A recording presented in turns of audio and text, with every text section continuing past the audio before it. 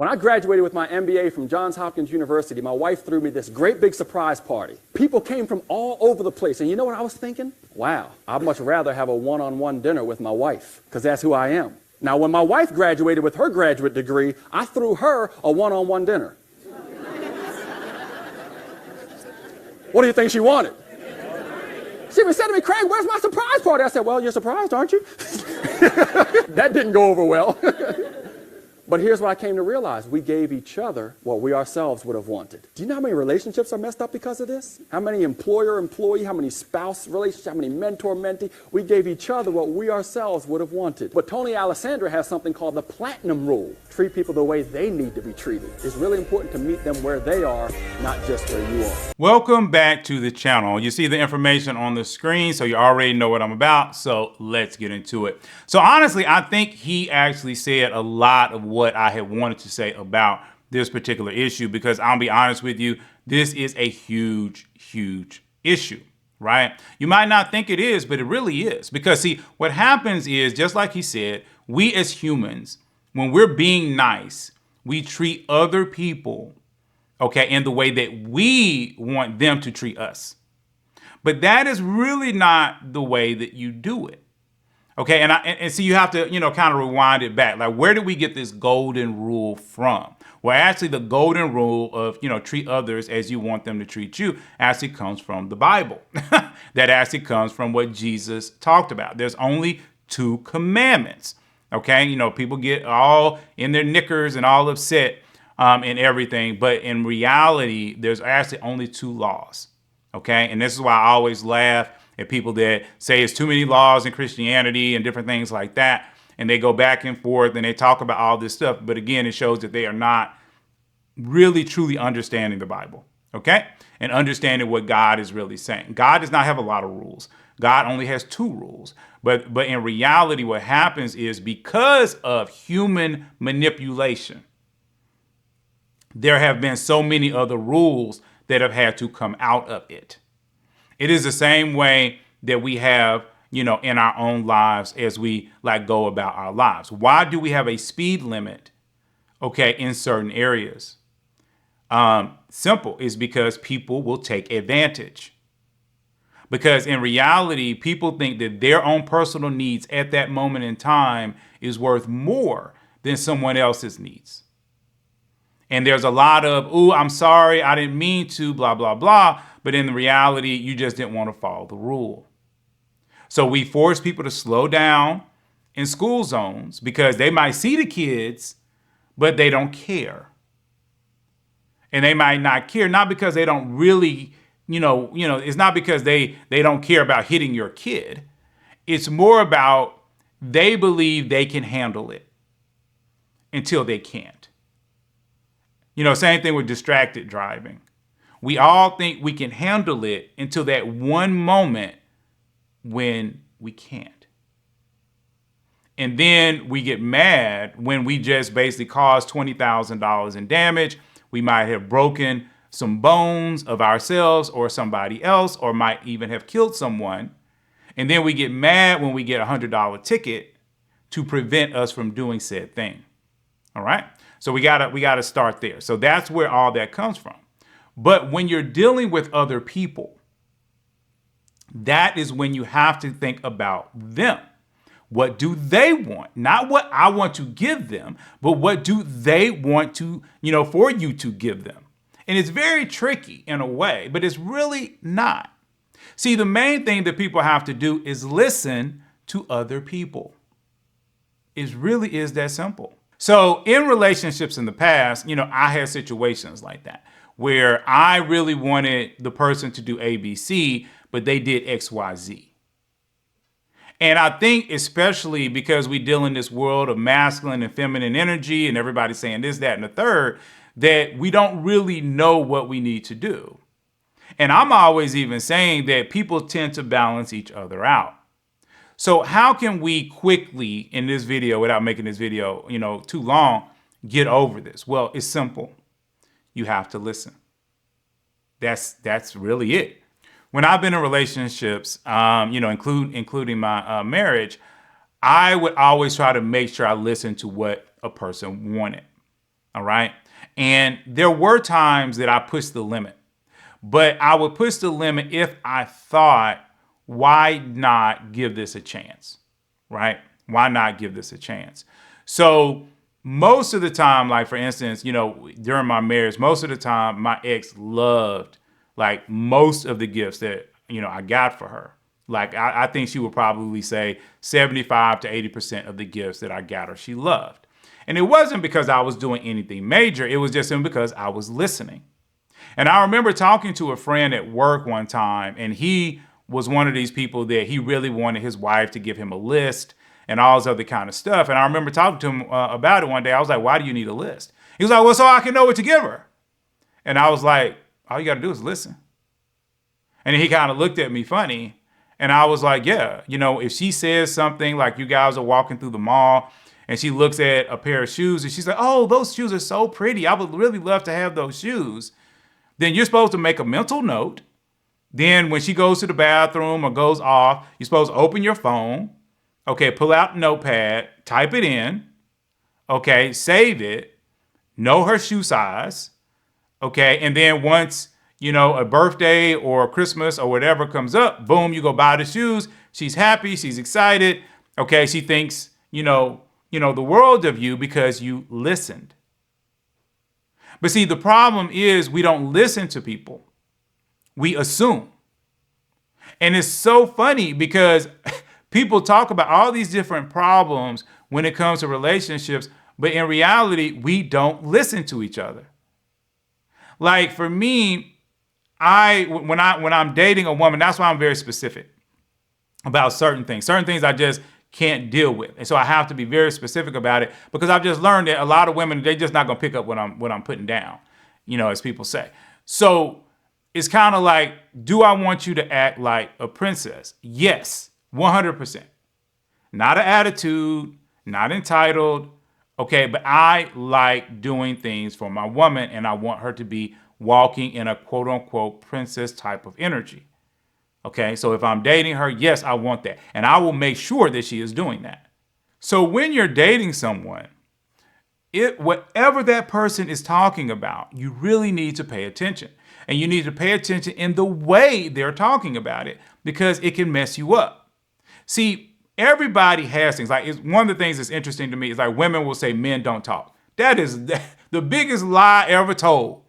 Men will talk and talk so much, okay, that you won't get a word in. And the reason why is you have to talk to him about something he's interested in. If he's not interested in it, he's basically going to be quiet. If he's interested in it, he's going to talk a lot. Like I talk a lot. I have no problem with that. But like the last lady I dated, she was getting frustrated with me because when we would talk about dating stuff, I got a channel. I do this literally all the time. So I have plenty of information. It's going to be really hard for her, to in that space, right? Because I'm not going to lie. I'm going to dominate that space. There's going to be a conversation where I'm talking 65% of the time and she's talking 35% of the time because I just know so much. And it's going to be hard for me to go down a path with her that I just find 100% not true based off what I've seen, okay, and experienced and learned and all this other kind of stuff. But if she started talking about something else, like she starts to talk about, I don't know, koala bears. I don't know anything about koala bears. So that's going to be a conversation where I'm going to talk 5%. She's going to talk 95%. And again, this is not me not, being a man and not having nothing to say. It's just that I literally don't know anything about it. And one of the things that I've learned about men is that, and again, there's this whole word of mansplaining, that feminists created. And I'm just going to use that as my jump off point. But when men know about something, one of the ways that men show love is to teach you about said thing. So whatever we know, we really want to teach you. But a lot of women don't always want, when they're talking about things, they don't always want to really learn about said thing. They just kind of want to, kind of just air what's, going on in their head. So for a lot of men, okay, that do talk about certain things, again, when we tend to talk a lot, it's about things that we know. When we tend not to talk about it, it's things that we don't know. And again, this is that whole thing of listening. paying attention to what the man and or woman is actually talking about. What do they care about? And I know for men, it can be a little bit frustrating, again, because they're like, man, I got to listen to all of this and all of that. But what you're trying to do is you're trying to key in on what she likes about said situation or where she has high emotion. Okay, because some women, I'm just, giving this tidbit to the guys, it's not always about what she likes, it's about where she has high emotion, right? And so you got to be kind of, you got to kind of figure that out and kind of navigate. But again, this is not a difficult thing to do. This is more a relationship thing, but it's not difficult to do because most people are going to tell you what they like. And I'll give you this final example, and then I'm done with this video. So I was dating a lady, and one of the things that she did was, and she even made mention of it one time, she said, I watch anime with you. Okay, and her point of saying that was saying she was giving. That's what she was trying to say. I'm giving. I'm watching anime with you. But I was kind of looking at her like, well, you kind of got me mixed up with another guy because I really don't care if you watch anime with me. I don't need a woman to watch anime with me. Anime, for me, is just kind of something I do. It's very relaxing. So I just watch it in passing. I don't really care if a woman watches that with me. Now, some guys are a lot more passionate, and so they might want a woman to watch anime with them. But I don't care about that. I will watch a woman's shows. A woman doesn't have to watch anything really that I want her to watch unless I've specifically said I want you to watch A, B, C, D. So the issue was she was getting me kind of confused because she knew I watched anime. She had probably dated other guys that watch anime. And those guys really complained and wanted her to watch anime. But for me, I don't need that. The same thing with sports. I don't need a woman to watch sports. I don't care if a woman watches sports at all. Okay, that's not what I need from a woman. But like some of you guys know, I kind of like a little bit of makeup. Now, I'm not saying it's super duper overly done where you can't tell what the woman look like and she contouring her face. No, I'm not saying that. But I actually like eyeshadow. There's very few black women who wear eyeshadow. And I actually told that particular lady, because she did wear eyeshadow, which was funny because it was very rare for a black woman to naturally wear eyeshadow. And I told her about that. But she never really just kind of put on eyeshadow for me. If we were going out, if we were going to do something, then she would do it, but she just never did it for me. That's what I wanted her to do. I wanted her to wear eyeshadow when she was just coming over to kick it. Okay, that would have meant a lot more to me than her watching anime. But again, that was that miscommunication. And I think, especially when you're dating, it can be very confusing because you're like, okay, one person's over here saying this, one person saying that. I've got a person I dated that did this, a person I dated that did that. And you're trying to really hone in, okay, what is the person in front of you saying? What are they saying? Okay, and so that's why people have to be very clear in the way that they handle this and to make sure that they're communicating properly. And that's another reason why people come out with love languages, right? And I could tell you very quickly that, God, from what I've learned, he's not necessarily a fan of when we label ourselves with anything. But I believe he puts up with it because he knows it's very difficult for us as humans to kind of get along, okay, when we don't know these things. Right? So when you deal with love languages, that's exactly what they're talking about. Okay? Because a person might say, okay, I have a love language of, spending time together. I have a love language of, person buying me something. I have a love language of blah, blah, blah. Right? But all of those love languages, okay, will be different from person to person. And one person in a relationship might be very touchy-feely, which is kind of a love language, physical touch. And then the other person might just really want to hang out. So both people kind of have to give a little bit because that's the way in which you make the other person happy. And a lot of times the person will just show this behavior. That's why I say you just have to pay attention. If a person is touchy-feely, they're going to be touchy-feely from the very beginning. If they want to spend a lot of quality time, they're always going to be asking you, what are you doing? Can we spend today together? Whether it's y'all going out, whether it's y'all staying in, no matter what it is, right? Because that's how people work. They're literally telling you what they want. But it's up to you to have that filter on and say, okay, this is what they want versus this thing over here. And it is through that that you're going to make the situation a lot more palatable for the person. And remember, you have to give your life away in order to receive the life you're looking for. So it's not about if you are not a quality time person, if you want to date a quality time person. Now, I will tell you, generally, most people have 2 to 3 love languages, and you really tend to need to have at least 1 or 2 love languages in common.